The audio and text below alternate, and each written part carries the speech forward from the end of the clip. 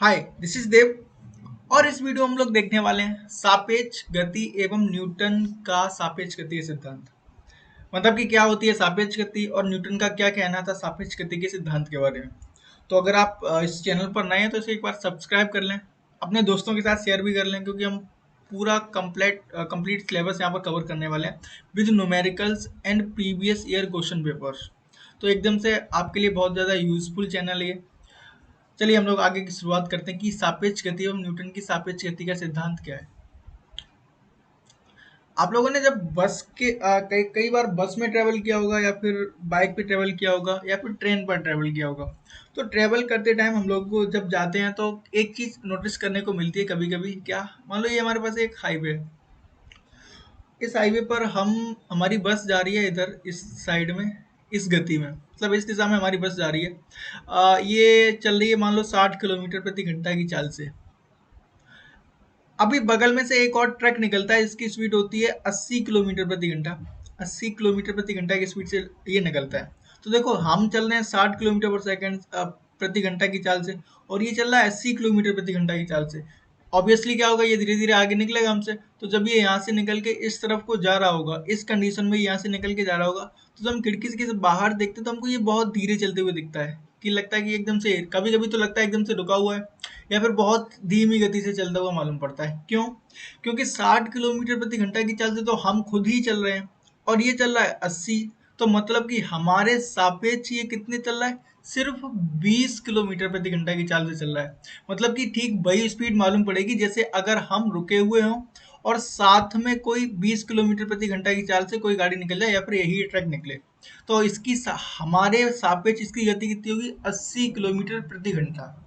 एक दूसरे एग्जाम्पल की बात करें, मान लो हम लोग जा रहे हैं ट्रेन पर, इस बार ट्रेन पर ट्रेवल कर रहे हैं। तो ये दो पटरियां समांतर हैं एक दूसरे के। एक ट्रेन हमारी ट्रेन है, हम मान लो बैठे हैं शताब्दी एक्सप्रेस पर। यहाँ एक दूसरी एक राजधानी एक्सप्रेस है ना।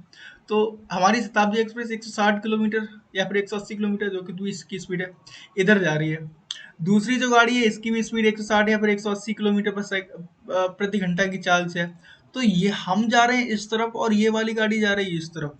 तो जब एक दूसरे एकदम से ये निकलेंगी ना तो हमें इसकी स्पीड बहुत तेज मालूम पड़ती है, लगता है पता नहीं क्या निकल गया अचानक से, बहुत तेजी से गई है। तो एक्चुअल में इसकी स्पीड कितनी हो जाएगी, 160 प्लस 180। तो हमको इतनी स्पीड मालूम पड़ती है इस गाड़ी की, जबकि हम तो वहीं चल रहे हैं। मतलब कि अगर हम रुके हुए होते तो ये वही स्पीड है कि इनको जोड़ के जो आता ना, उनको तो 340 किलोमीटर पर सेकंड से कोई चीज निकल के जाए तो ये बहुत ज्यादा तेज हो जाती है। इसका मतलब क्या हुआ? इसका मतलब ये हुआ कि हम जब किसी भी वस्तु को अपने सापेक्ष नापते हैं, आप किसी भी चीज के सापेक्ष नापते हैं, तो क्या देखते हैं कि वो जो नापने वाली चीज है, मतलब जिसके सापेक्ष नाप रहे हैं, वो किस वेग से जा रही है, और जिस चीज को नाप रहे हैं वो किस वेग से जा रही है। इसका मतलब जो सापेक्ष गति हो जाएगी, वो हमारी हो जाएगी v ऑब्जेक्ट, मतलब जहां ऑब्जेक्ट का वेग मतलब जिसको नाप रहे हैं, माइनस v ऑब्जर्वर। ऑब्जर्वर का मतलब है जिसके सापेक्ष नाप रहे हैं। ठीक, तो ये हो जाती है हमारी सापेक्ष गति। इसका कुछ एग्जाम्पल की बात करें, जैसे हमने अभी कहा था कि हम बैठे हैं इस बस पर और हमारी बस कितनी जा रही है, 60 किलोमीटर प्रति घंटा की चाल से। तो इसका मतलब ऑब्जर्वर कौन है, हम, तो हमारी चाल कितनी है, 60। और नाप किसको रहे हैं, ट्रक वाली गति को। तो ट्रक ट्रक की गति कितनी है यहाँ पर, 80 किलोमीटर प्रति घंटा। तो 80 माइनस 60, मतलब कि हमारे सापेक्ष जो ट्रक चल रहा है वो कितना चल रहा है, 20 किलोमीटर प्रति घंटा की चाल से चल रहा है। ठीक है, ये एकदम से सिंपल सा कॉन्सेप्ट था, लेकिन काफी मजेदार भी है। अच्छा, इसके साथ आपको एक चीज और याद रखनी होती है, वो होती है गति की दिशा। मतलब जब भी हम पूरी फिजिक्स में कभी भी हम कोई भी सवाल करते हैं, तो अगर वहां पर गति का कॉन्सेप्ट आता है तो एक चीज याद रखनी होती है कि अगर गति की दिशा है ना, मान लो कोई भी चीज इधर से इस तरफ जा रही है, तो इस दिशा में जो कुछ भी राशि लेंगे सब पॉजिटिव लेंगे, और इसके विपरीत दिशा में जो कुछ भी लेते हैं वो निगेटिव लेते हैं। इसका मतलब, फॉर एग्जाम्पल, हमने एक गेंद को ऊपर की तरफ फेंका। तो गति के समीकरण क्या होता है, गति के समीकरण एक्चुअल हमको याद होते हैं, v इज इक्वल टू होता है V U plus G T, H बराबर U T plus half G T square, और उसके साथ B square is equal to U square plus 2gh ये होता है। अगर ये किसी भी चीज को हम नीचे से ऊपर की तरफ फेंक रहे हैं, मतलब गति की दिशा हो गई ऊपर की तरफ, और पृथ्वी बल किधर लगा रही है, नीचे की तरफ, मतलब कि तो इन तीनों समीकरण में हम g का मान लेते हैं नेगेटिव, है ना? क्यों? क्योंकि गति ऊपर की तरफ है और बल नीचे की तरफ लग रहा है, तो इसके कारण गुरुत्वीय त्वरण नेगेटिव लेते हैं, हमेशा ही ऐसा होता है। तो अगर नेगेटिव आए हमारा आंसर, तो इसका मतलब है कि गति की दिशा, मतलब कि हम इधर जा रहे हैं तो दूसरा ऑब्जेक्ट हमारी तरफ आ रहा होगा, है ना? इसका एग्जाम्पल हम आगे देखेंगे। तो फिलहाल कुछ सवाल देखते हैं किस तरह से हम लोग कर सकते हैं, कि इससे रिलेटेड किस तरह के सवाल बन सकते हैं। तो कह रहा है कि बाइक सवार सीधी सड़क पर 20 मीटर पर सेकंड की गति से चल रहा है, मतलब कि कोई एक बाइक सवार होगा, नॉर्मल सी बात है, वो इधर जा रहा है इस तरफ, एकदम से सीधी सी सड़क है, और 20 मीटर प्रति सेकंड की चाल से चल रहा है, गति से चल रहा है, ठीक है? 1 किलोमीटर दूर, यहाँ से उसको 1 किलोमीटर दूर, दूरी कितनी है, 1 किलोमीटर, और किलोमीटर है तो हमें पता है, हम ऐसा ही पद्धति में जितने भी मान रखते हैं, तो दूरी को मीटर में, द्रव्यमान को किलोग्राम में, और समय को सेकंड में रखते हैं। तो किलोमीटर को मीटर में बदल लेंगे, मतलब कि यहाँ से 1000 मीटर दूर की बात कर रहे हैं। तो 1000 मीटर दूरी पर सामने से, मतलब ये इधर जा रहा है तो दूसरी तरफ सामने से 30 मीटर पर सेकंड की स्पीड से एक कार आ रही है, कार आ रही है, और यहाँ से यहाँ तक पहुँचने में इसको कितना टाइम लगेगा, ठीक है? मतलब हो क्या रहा होगा, ये 20 मीटर पर सेकंड से इधर जा रहा होगा, और ये 30 मीटर पर सेकंड से इधर आ रही होगी, कहीं पर ये बीच में मिलेंगे, और इसको दूरी कितनी चलनी है, 1000 मीटर। तो हमें ये बता दो कि कितने टाइम बाद ये कहीं मिलेंगे। फॉर एग्जाम्पल ये ज़्यादा तेज आ रहा, तो ये मान लो यहाँ पर कहीं मिलने वाले हैं, है ना? तो ये बता दो कि कितना टाइम लगेगा। अच्छा, इस सवाल को करने के लिए हम सबसे अच्छा जो यूज़ करेंगे वो है सापेक्ष गति का, बहुत अच्छा यूज़ हो सकता है। कैसे? देखो, ये जा रहा है 20 मीटर पर सेकंड से इधर, और ये जा रहा है 30 मीटर पर सेकंड से इधर। तो देखो हम क्या कर सकते हैं, अब ये वाली क्या होगी, इनकी जो सापेक्ष गति होगी, इनकी जो सापेक्ष गति होती है वो क्या होती थी, याद करो, हम कहते थे सापेक्ष गति बराबर,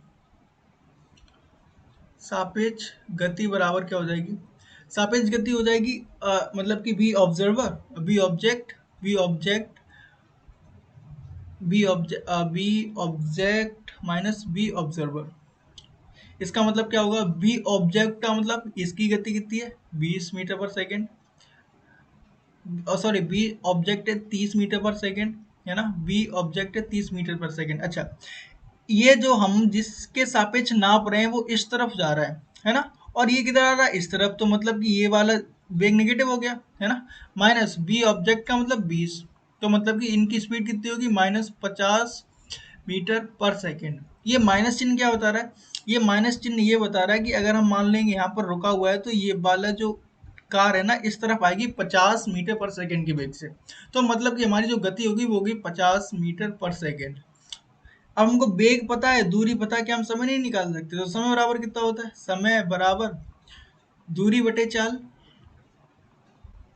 इसका मतलब दूरी कितनी होगी, 1000 मीटर, और चाल कितनी है हमारी, 50 मीटर, मतलब कि हमें कितना टाइम लगने वाला है, 20 × 500, मतलब कि 20 सेकंड का टाइम लगने वाला है, ठीक है? तो ये एक सिंपल सा एग्जांपल था, बस हमने यहाँ पर मान क्या लिया, हमने यहाँ पर ये मान लिया कि ये जो हम जो थे ना वो रुके हुए हैं, हम यहाँ पर रुके हुए हैं, और ये 50 मीटर पर सेकंड से हमारी तरफ आ रहा है। बात तो वही है, चाहे हम 20 मीटर पर सेकंड से इधर जाएं, 30 मीटर पर सेकंड से ये इधर आए, या फिर ऐसा मान लेंगे कि हम 50 मीटर पर सेकंड से इधर जा रहे हैं, ये वाली रुकी हुई है, या फिर हम मान ले रहे हैं कि हम रुके हुए हैं और 50 मीटर पर सेकंड से ये कार इधर आ रही है। तीनों कंडीशन में एक ही बात है, तो इसको किसी भी तरह से सॉल्व कर सकते हैं, क्योंकि हमको समय चाहिए था तो हमने यहाँ से निकाल लिया, ठीक है?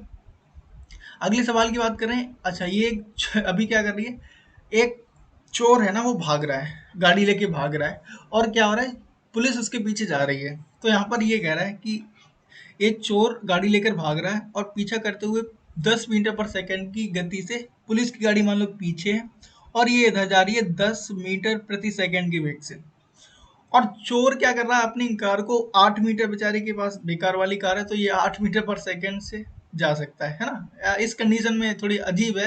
वैसे नॉर्मली चोरों के पास अच्छी गाड़ियां होती हैं, पुलिस के पास बेकार होती है, लेकिन यहाँ मान लेते हैं कि पुलिस के पास अच्छी गाड़ी है, क्योंकि मान ही रहे हैं हम लोग। तो ये कह रहा है कि 50 मीटर की, सॉरी, 500 मीटर की दूरी पर चल रहा है, मतलब कि यहाँ से यहाँ पर कितना चल रहा है, 500 मीटर की दूरी पर चल रहा है। तो पुलिस कितने समय में चोर को पकड़ लेगी।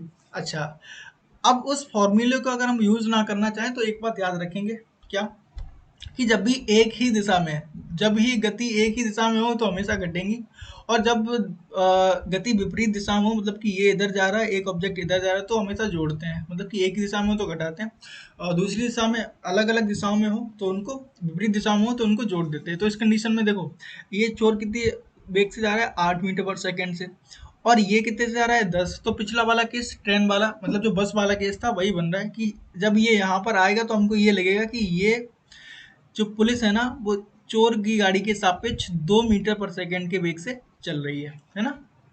तो इसका मतलब वेग कितना हो गया इनका, 2 मीटर पर सेकेंड, और इनकी दूरी कितनी है, 500 मीटर। तो फिर हम क्या नहीं निकाल सकते, समय बराबर क्या होता है, दूरी बटे चाल। तो दूरी कितनी है, 500 मीटर, और चाल कितनी है इनकी, 2 मीटर पर सेकेंड।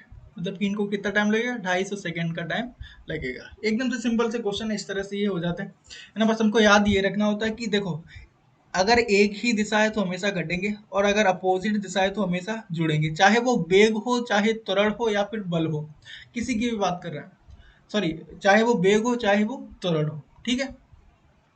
तो इस तरह से इनको हम, इन सवालों को हम सॉल्व कर सकते हैं। तो आगे आप लोग क्या करेंगे, इससे जिससे जितने भी रिलेटेड क्वेश्चन पिछली बार आए हैं उनको एक बार देख सकते हैं कि किस तरह से उनको सॉल्व करते हैं, ठीक है। तब तक के लिए बेस्ट ऑफ लक, मिलते हैं अगले वीडियो में।